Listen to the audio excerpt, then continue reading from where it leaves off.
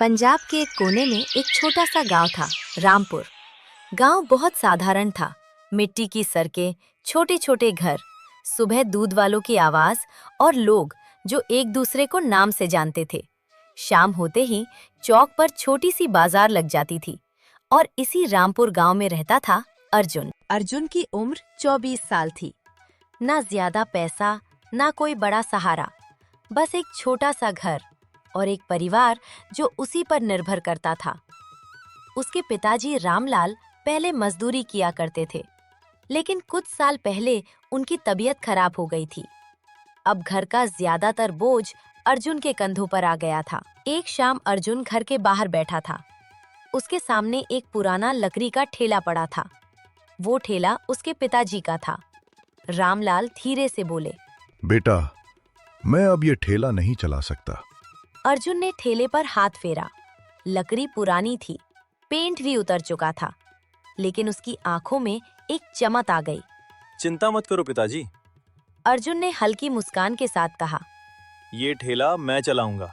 उसकी माँ सरला रसोई से बाहर आई। याद रखना बेटा, काम छोटा या बड़ा नहीं होता। अर्जुन ने सिर हिलाया, लेकिन उसके दिल में एक और बात चल रही थी। एक दिन ये ठेला सिर्फ ठेला नहीं रहेगा, ये मेरी पहचान बनेगा। कुछ दिनों बाद रामपुर में गर्मी शुरू हो गई। ऐसी गर्मी कि दोपहर में हवा भी रुक जाती थी। लोग बाजार में ठंडा पानी ढूंढते रहते। कोई मटके का पानी पीता, कोई छाछ, लेकिन फिर भी प्यास जल्दी नहीं बुझती। एक दिन अर्जुन बाजार से गुजर रहा था। उसने देखा मजदूर काम करते करते बार बार पानी पीने रुक रहे थे। तभी उसके दिमाग में एक ख्याल आया। उसने खुद से कहा, गर्मी में सबसे ज्यादा क्या बिकता है? नींबू पानी। उस रात अर्जुन बाजार गया।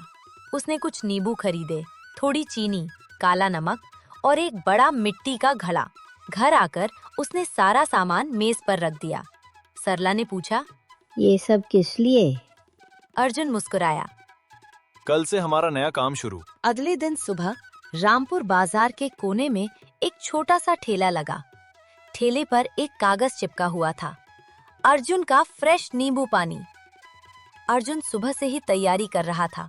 नींबू काट रहा था, पानी ठंडा कर रहा था। उसका दिल तेज धड़क रहा था। पहला ग्राहक कब आएगा, यही सोचकर वो थोड़ा घबराया हुआ था। 1 घंटा बीत गया, कोई नहीं आया। 2 घंटे भी बीत गए। तभी एक छोटा लड़का वहां आया। उसने पूछा, भैया, एक गिलास मिलेगा? अर्जुन के चेहरे पर चमक आ गई। बिल्कुल। उसने एक गिलास में नींबू पानी बनाया। लड़का धीरे धीरे पीने लगा। फिर उसकी आंखें बड़ी हो गईं। वो जोर से बोला, अरे वाह, बहुत टेस्टी है।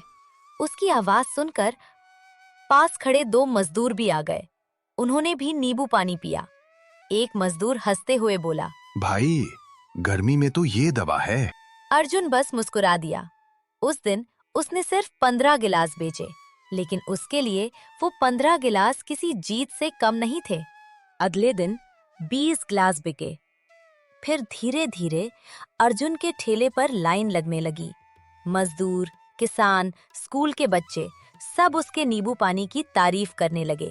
एक बूढ़ा आदमी एक दिन गिलास पीते हुए बोला, बेटा, तुम्हारा नींबू पानी सच में दिल ठंडा कर देता है। अर्जुन हंस पड़ा।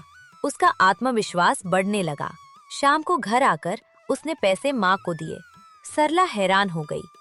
अरे, इतने पैसे? अर्जुन मुस्कुराया। बस शुरुआत है माँ। लेकिन रामपुर बाजार में सब लोग खुश नहीं थे। बाजार के दूसरे कोने पर एक पुरानी शरबत की दुकान थी। उस दुकान का मालिक था रघु। रघु कई सालों से शरबत बेच रहा था। पहले उसकी दुकान पर अच्छी भीड़ होती थी, लेकिन अब लोग कम आने लगे थे। एक दिन रघु ने दूर से अर्जुन के ठेले की तरफ देखा। वहां लाइन लगी हुई थी। लोग हंस रहे थे, बातें कर रहे थे। रघु का चेहरा सख्त हो गया। उसने अपने हेल्पर से पूछा, आज कितना बिका? हेल्पर ने धीरे से कहा, बस 10 गिलास। 10? रघु ने गुस्से में मेज पर हाथ मारा। फिर उसने अर्जुन के ठेले की तरफ देखा। वो धीरे से बोला, कल का लड़का और इतनी भीड़। हेल्पर ने कहा। लोग कह रहे हैं उसका नींबू पानी बहुत टेस्टी है। रघु की आंखें सिकुड़ गईं। वो धीरे से बोला, उसका स्वाद अच्छा नहीं बल्कि बहुत खराब है। ये बात कल पता लग जाएगी। अगली सुबह रामपुर बाजार में एक अजीब सी बात फैलने लगी। लोग धीरे धीरे एक दूसरे से कहने लगे, तुमने सुना? अर्जुन नींबू पानी में स्वाद के लिए केमिकल मिलाता है। किसी को पता नहीं था कि ये बात किसने शुरू की, पर अफवाह हवा की तरह फैलने लगी। दूसरा बोला, सच में? पता नहीं, पर लोग कह रहे हैं। धीरे धीरे कुछ ग्राहक रुकने लगे। कुछ लोग शक से अर्जुन के ठेले को देखने लगे। अर्जुन हैरान था। उसने एक आदमी से पूछा, क्या हुआ? वो आदमी धीरे से बोला, लोग कह रहे हैं तुम नींबू पानी में केमिकल डालते हो। अर्जुन एक पल के लिए चुप हो गया। उसने सीधा जवाब दिया, मैं सिर्फ नींबू पानी, चीनी और नमक यूज करता हूँ। लेकिन अफवाह सच से तेज भागती है। दूर खड़ा रघु ये सब देख रहा था। उसके चेहरे पर हल्की सी मुस्कान थी। वो धीरे से बोला, अब देखते हैं अर्जुन, तुम्हारा ठेला कितने दिन चल पाता है। और रामपुर के बाजार में एक नया खेल शुरू हो चुका था। ये अफवाह धीरे धीरे पूरे रामपुर गांव में फैल गई थी। सुबह बाजार खुल ही रहा था कि एक पुलिस जीप चौक के पास आकर रुक गई। लोग रुक गए। किसी को समझ नहीं आ रहा था कि क्या होने वाला है। फूड इंस्पेक्टर जीप से उतरा और सीधे अर्जुन के ठेले की तरफ बढ़ गया। तुम अर्जुन हो? जी। शिकायत है कि तुम नींबू पानी में हानिकारक केमिकल मिलाते हो। सर आप खुद चेक कर लीजिए, मैं सिर्फ नींबू पानी, चीनी और नमक यूज करता हूँ। उसके पास पहुंचकर उसने जांच शुरू कर दी। अर्जुन शांत खड़ा रहा और उसे सब कुछ देखने दिया। इंस्पेक्टर ने नींबू देखे, चीनी का डब्बा खोला और पानी भी चेक किया। फिर उसने एक ग्लास नींबू पानी बनवाकर खुद पिया। कुछ देर तक सब लोग सांस रोके खड़े रहे। कुछ पल बाद इंस्पेक्टर ने सबको बताया, सब ठीक है, यहाँ कोई केमिकल नहीं है। मेहनत से काम करो, अफवाहों पर ध्यान मत दो। भीड़ में खड़े लोगों ने राहत की सांस ली। थोड़ी देर बाद पुलिस जीप वहां से चली गई। अर्जुन फिर से अपने काम में लग गया। लेकिन भीड़ के एक कोने में खड़ा रघु चुपचाप सब देख रहा था। उसके चेहरे पर गुस्सा साफ दिखाई दे रहा था। इंस्पेक्टर से बच गया, पर मुझसे नहीं बचेगा। रामपुर के बाजार में अब एक नई साजिश की शुरुआत हो चुकी थी। उस रात रघु को नींद नहीं आई। वो बार बार एक ही बात सोच रहा था, कैसे बंद करूं उसका ठेला। उसके दिमाग में अचानक एक पुरानी बात याद आई। गांव के बाहर जंगल में एक पुराना पेड़ है। लोग कहते थे वहाँ कुछ अजीब रहता है और अगर कोई वहाँ मटन या चिकन चराए तो उससे मदद मिल सकती है। रघु ने धीरे से खुद से कहा, शायद अब वही करना पड़ेगा। रात गहरी हो चुकी थी। रामपुर गांव गहरी नींद में सो रहा था। लेकिन रघु चुपचाप गांव से बाहर निकल गया। उसके हाथ में एक कपड़े का थैला था जिसके अंदर मटन और चिकन रखा था। कुछ देर चलने के बाद वो जंगल के अंदर पहुंच गया। वहां एक बड़ा पुराना पेड़ खड़ा था जिसकी टेढ़ी मेढ़ी शाखाएं अंधेरे में अजीब सी लग रही थी। रघु धीरे धीरे उस पेड़ के पास गया और मटन व चिकन पेड़ के नीचे रख दिया। अचानक हवा थोड़ी ठंडी हो गई और जंगल में अजीब सा सन्नाटा छा गया। रघु ने धीरे से कहा, मुझे मदद चाहिए। कुछ पल तक बिल्कुल सन्नाटा रहा।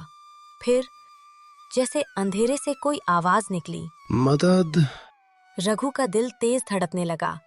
आवाज फिर आई, मदद मिलेगी, पर हर मदद की कीमत होती है। रघु ने जल्दी से कहा, मुझे रामपुर बाजार के एक लड़के का काम बंद करवाना है। उसका नाम अर्जुन है। पेड़ की शाखाएं हवा में हिलने लगीं। फिर आवाज धीरे से बोली, उसकी किस्मत को कमजोर करना पड़ेगा। रघु ने बिना सोचे जवाब दिया, जो भी करना पड़े करो। आवाज हल्की सी हंसी, याद रखना, हर जीत की कीमत होती है। रघु ने सिर हिलाया। उसे बस एक ही चीज चाहिए थी, अर्जुन की हार। अगली सुबह अर्जुन बाजार में ठेला लगा रहा था। लेकिन आज सब कुछ थोड़ा अजीब लग रहा था। उसमें नींबू का टोकरा खोला तो कई नींबू सड़े हुए निकले। अर्जुन ने हैरानी से कहा, ये कैसे हो गया? फिर उसने ग्लास उठाया और ग्लास उसके हाथ से फिसलकर टूट गया। कस्टमर्स भी आज कम आ रहे थे। अर्जुन समझ नहीं पा रहा था अचानक सब कुछ गलत क्यों हो रहा है। दूर खड़ा रघु ये सब देख रहा था। उसने जंगल की तरफ देखा और धीरे से मुस्कुराकर बोला, अब असली खेल शुरू हुआ है। और अर्जुन अभी तक नहीं जानता था कि रामपुर के जंगल का वो पुराना पेड़ उसकी जिंदगी में अंधेरा लाने वाला है। अगले कुछ दिन रामपुर बाजार का माहौल बदला बदला सा लगने लगा। अर्जुन रोज सुबह ठेला लगाता, लेकिन भीड़ अब पहले जैसी नहीं रही थी। कभी नींबू जल्दी खराब हो जाते, कभी पानी का घड़ा टूट जाता और कभी बिना वजह लोग दूसरी तरफ मुड़ जाते। अर्जुन फिर भी हार नहीं मान रहा था। वो रोज सुबह दी उठता, नए नींबू खरीदता और फिर वही आवाज लगाता, ठंडा नींबू पानी। लेकिन दूर से रघु सब देख रहा था और हर रात वो फिर जंगल के उस पेड़ के पास जाता। अब असली खेल शुरू हुआ है। उस रात रघु फिर उस पुराने पेड़ के नीचे खड़ा था। उसने थैला खोला और मटन पेड़ के पास रख दिया। उसने धीरे से कहा, मैं आ गया। हवा अचानक ठंडी हो गई। पेड़ की शाखाएं धीरे धीरे हिलने लगीं। फिर वही भारी सी आवाज अंधेरे से निकली, तुम वापस आए हो। रघु ने जल्दी से कहा, उसका स्टॉल कमजोर हो रहा है, पर अभी बंद नहीं हुआ। मुझे और ताकत चाहिए। कुछ पल तक जंगल बिल्कुल चुप रहा। फिर आवाज धीरे से बोली, ज्यादा ताकत ज्यादा कीमत मांगती है। रघु ने घबराकर पूछा, कौन सी कीमत? पेड़ की शाखाएं जोर से हिली। आवाज और भारी हो गई, अगर तुम्हें अपनी तरक्की और चाहिए तो मुझे अपना बेटा ला कर दोगे। जंगल एकदम सन्न हो गया। रघु का चेहरा सफेद पड़ गया। उसने कांपते हुए पूछा, बेटा? आवाज फिर गूंजी, हाँ, तुम्हारा बेटा। उसकी किस्मत के बदले तुम्हें वो सब मिलेगा जो तुम चाहते हो। रघु के हाथ ठंडे पड़ गए। रघु की सांसें तेज हो गईं। ये नहीं हो सकता। वह घबरा कर बोल पड़ा। पेड़ की शाखाएं और जोर से हिलने लगीं। आवाज ठंडी होकर बोली, अब कीमत देनी पड़ेगी। वो धीरे धीरे पीछे कदम बढ़ाने लगा। उसे समझ आ गया था कि जिस चीज को वो आसानी से जीत समझ रहा था, वो असल में एक खतरनाक सौदा था। और अगर वो इस रास्ते पर आगे बढ़ा तो शायद सबसे बड़ा नुकसान उसके अपने घर को ही होगा। अगली सुबह बाजार में अर्जुन फिर अपना ठेला लगा रहा था। आज भी ग्राहक कम थे, लेकिन अर्जुन फिर भी वही आवाज लगा रहा था, ठंडा नींबू पानी ले लो। रघु दूर से ये सब देख रहा था। उसके दिल में अजीब सी चुभन हो रही थी। ये लड़का तो फिर भी मेहनत कर रहा है, गलती मेरी है। रघु धीरे धीरे अर्जुन के ठेले के पास आया। अर्जुन ने उसे देखा और हैरान हो गया। रघु? रघु कुछ पल चुप खड़ा रहा, फिर धीरे से बोला, अर्जुन, मुझे तुमसे एक बात कहनी है। अर्जुन ने ठेला साइड में रखा। बोलो। रघु की आवाज भारी हो गई। जो कुछ भी तुम्हारे साथ हो रहा है, उसके पीछे मैं हूँ। अर्जुन का चेहरा गंभीर हो गया। मतलब? रघु ने सब सच बता दिया। अफवाह, जंगल का पेड़ और वो सौदा जो उसने किया था। अर्जुन कुछ पल तक चुप रहा। बाजार की आवाज भी जैसे एक पल के लिए रुक गई। फिर अर्जुन ने शांत आवाज में पूछा, अब तुम क्या करना चाहते हो? रघु की आंखों में आंसू आ गए। मैं ये सब खत्म करना चाहता हूँ। मुझसे बहुत बड़ी गलती हो गई। अर्जुन ने उसकी तरफ देखा, फिर धीरे से बोला, गलती सबसे होती है, लेकिन सुधरना हिम्मत का काम होता है। रघु ने पहली बार हल्की सी सांस ली, जैसे उसके दिल का बोझ हल्का हो गया हो। धीरे धीरे बाजार का माहौल फिर बदलने लगा। अर्जुन फिर से मेहनत कर रहा था।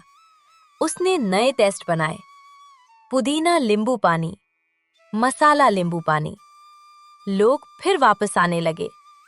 रामपुर में फिर से एक बात मशहूर होने लगी, अर्जुन का नींबू पानी सबसे बेस्ट है। कुछ साल बीत गए। रामपुर का छोटा सा बाजार अब थोड़ा बड़ा हो गया था। जहाँ कभी अर्जुन का छोटा ठेला होता था, वहाँ अब एक बड़ा रेस्टोरेंट खड़ा था। बोर्ड पर लिखा था अर्जुन लेमन हाउस। दूर दूर से लोग वहाँ आते थे और सबसे फेमस चीज क्या थी? रामपुर स्पेशल नींबू पानी। मोरल: जलन और शॉर्टकट इंसान को अंधेरे में ले जाते हैं, लेकिन मेहनत और ईमानदारी हमेशा जीत कर ही रहती हैं।